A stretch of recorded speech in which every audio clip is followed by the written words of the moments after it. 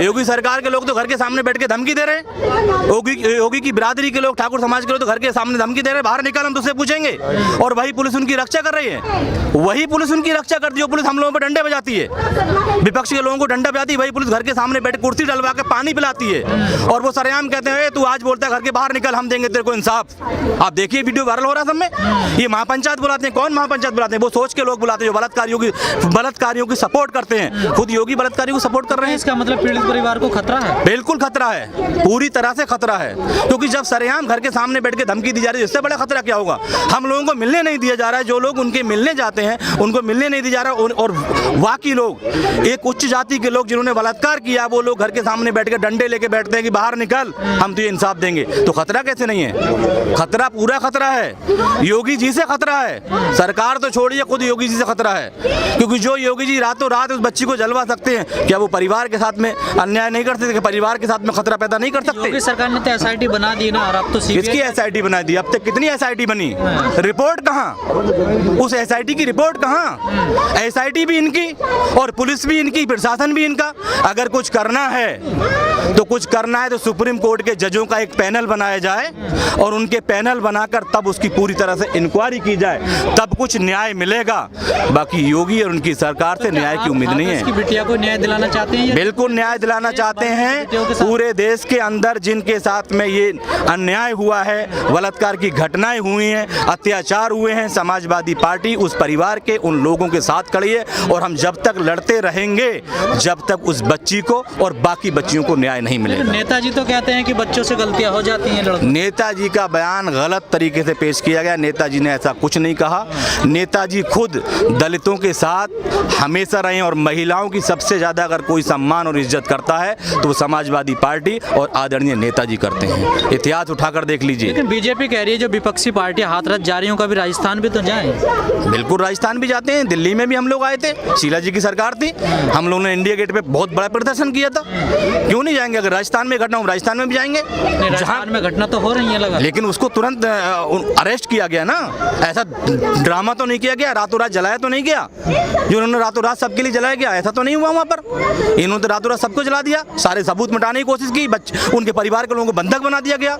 इनका DM बोलता है कि मीडिया आज कल चली जाएगी, आपको यहीं रहना है, फिर भी हम तुम्हारे काम में आएंगे। अभी तक उस DM को सस्पेंड नहीं किया, SSP को सस्पेंड कर दिया। क्यों? SSP और DM दोनों एक साथ थे, दोषी थे, दोषी तो बराबर के थे। DM के लिए संरक्षक क्यों दिया जा रहा है? क्यों बचाया जा रहा है? बचाया जा रहा है ना DM को, क्योंकि DM तो इनकी बिरादरी के हैं, इनकी जात के हैं, तो इसलिए तो DM को बचाया जा रहा है। पुलिस उसको सस्पेंड कर दिया गया, DM को साथ सस्पेंड करना चाहिए था। खुद ADG को सस्पेंड करना चाहिए, जिन्होंने पुलिस को ऑर्डर दिया कि तुम रातों रात सबको जला दिया जाए, उसको सस्पेंड करना चाहिए। लेकिन सस्पेंड नहीं करेंगे। वो तो चंद अच्छे हैं आप जैसे मीडिया वाले लोग, तो थोड़ा सच खबर दिखाते हैं। वो लोग जुट गए वहाँ पर, लग गए वहाँ पर, तब तो इन्होंने हमें मिलने की परमिशन दी। ये तो मिलने की परमिशन, ये तो रोडों पर लट बजा रहे हैं, रोडों पर लट बजा रहे हैं लोग। तो योगी ने अपना कल एक बयान जारी किया, उन्होंने कहा कि जातीय दंगा कराना चाहते हैं ये लोग यूपी में। दंगा तो बीजेपी कराती है। जो विकास तेजी से हो रहा है उसको क्या विकास? जो काम हमने किए, अखिलेश जी की, माननीय अखिलेश जी की सरकार ने किए, वही के तो फीता योगी जी काट रहे हैं। कोई नया काम बताएं, योगी जी नया काम इन्होंने किया। और रही दंगे की बात, इतिहास उठाकर देख लीजिए, गुजरात से लेकर उत्तर प्रदेश तक और बिहार तक किसने दंगे कराए? गोधरा कांड किसने कराया? कौन थे वहाँ के चीफ मिनिस्टर? कौन थे वहाँ के गृह मंत्री? किसने कराया? उसकी रिपोर्ट भी आ गई। क्या हुआ? क्या हुआ? बाबरी मस्जिद किसने तोड़वाई? किसने दंगा कराया था? इतिहास उठाकर देखिए ना, दंगाई कौन है? ये तो खुद दंगाई लोग हैं। कभी जात के नाम पे, कभी धर्म के नाम पे, कभी गाय के नाम पे, कभी ठाकुर के नाम पे, कभी दलित के नाम पे, कभी मुस्लिम के नाम पे। दंगा कौन करा? दंगा तो ये कराते हैं। दंगी तो सरकार सत्ता में बैठी हुई। अभी दिल्ली में दंगे किसने कराए? किसने कराए दिल्ली में दंगे? दंगा खुद कराते हैं। यहाँ पर भी दंगा कराना चाहते थे, लेकिन आप जैसे लोगों ने कवरिंग कर ली वहाँ पर, तो दंगा नहीं होता। दंगा कराना चाहते हैं, खुद दंगा कराते हैं लोग। अब दंगा करने के लिए इनके लोग बैठे हुए, महापंचायत बुलाई है, महापंचायत बुलाई है इन लोगों ने दंगा कराने के लिए। और दंगा कैसे होता है? दंगा ऐसी तो होता है, एक दलित के घर के सामने, एक पीड़ित के घर के सामने सरेआम गाली दी जा रही है, सरेआम उनको कह रहा बाहर निकल, और इनकी पुलिस पीछे खड़ी है, बंदूक लेके, राइफल लेके खड़ी है कि हम तुम्हें बचाने के, तुम्हारी तो जाओ और गाली बको। ये इनकी सरकार है, इनके कर्म है। इन्हें तो डूब के मरने की जगह नहीं मिलती। शर्म आना चाहिए इन लोगों के लिए। ऐसी सरकार को तो खुद ब खुद इस्तीफा दे देना चाहिए, और योगी जी को भी इस्तीफा दे देना चाहिए, खुद दे देना चाहिए। जो इनके लोग सरेआम गाली बक रहे हैं पीड़ितों के लिए, क्या योगी जी नहीं देख रहे हैं? क्या योगी नहीं देख रहे हैं? इनकी पुलिस तो साथ खड़ी है ना। जिस पुलिस के सहारे पे चलते हैं, जिससे लाठी बरसवाते हैं, जिस फर्जी मुकदमे करके हम लोगों को जेल भिजवाते हैं। ऐसा नहीं होता, हमारी सरकार भी थी। आप एक रिकॉर्ड उठा के बता दीजिए। आपकी सरकार में तो दंगा हुआ ना मुजफ्फरनगर? दंगा हुआ, लेकिन हमने इनके विधायकों को जेल डाला, इनके विधायकों ने, इनके एमपी ने सब जेल में भेजे। हमने संगीन सोब को हमने जेल में भेजा, हमने भेजा जेल में उसको। और फिर सरकार आई तो आज जो हमारे नेता हैं आजम खान साहब, जिस कोठरी में उनको बिठाल के रखा है इन्होंने, कल हो सकता है योगी जी भी वहीं जाके बैठे। आपने कहा हाथरस को पूरी छावनी में तब्दील कर दिया, आखिर वहाँ छावनी लगाने की क्या जरूरत है सरकार को? छिपाना था ना कि इनकी जाति के लोगों ने बलात्कार किया है, इसको रूप कोई और देना था। प्रशासन कह रहा बलात्कार हुआ ही नहीं, ना गैंगरेप हुआ है ना। अब आप यहीं से लगा लीजिए अंदाज, सब समझ लीजिए। जो लोग बलात्कार को छिपा सकते हैं वो क्या नहीं कर सकते।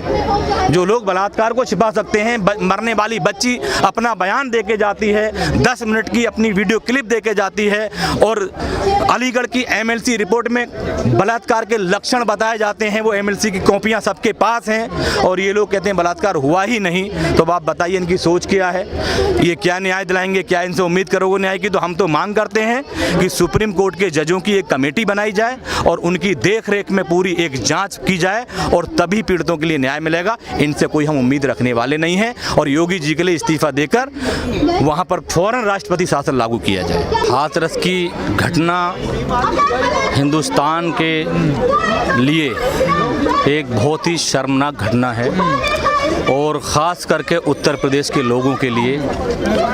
योगी की सरकार ने एक बच्ची का मर्डर किया है, क्योंकि योगी और उनकी सरकार उस बच्ची की हत्यारी है, जिन्होंने रात के अंधेरे में अपने पाप, अपनी नाकामियां और अपनी कमियों को छिपाया गया।